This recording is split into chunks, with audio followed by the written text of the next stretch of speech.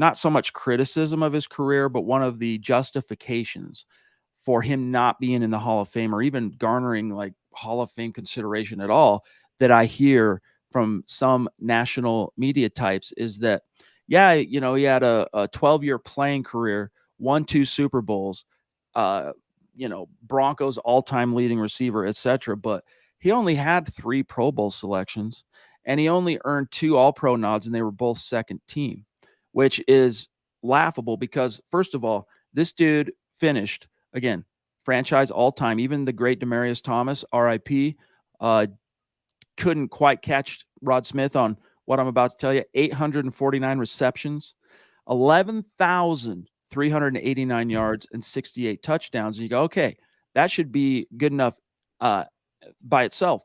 But then you consider, well, wait a minute. What is perhaps one of the reasons Rod Smith didn't garner those individual accolades and that attention during his playing career? And I'll tell you why. When people back then thought of the Broncos offense, because for the majority of the stretch, Rod Smith was a Bronco. The Broncos were winners. They were playoff factors every single year.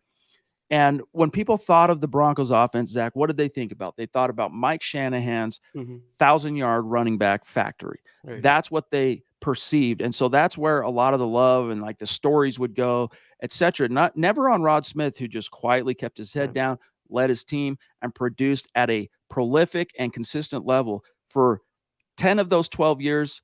He was insane. 8 of them, Zach, 1,000-yard receiver. And Mike Shanahan, this is the last thing I'm going to say, I'm going to serve it back to you, in defense of Smith's bid or worthiness for the Hall of Fame, said, quote, Rod Smith is one of the biggest reasons why we did win those back-to-back Super Bowls.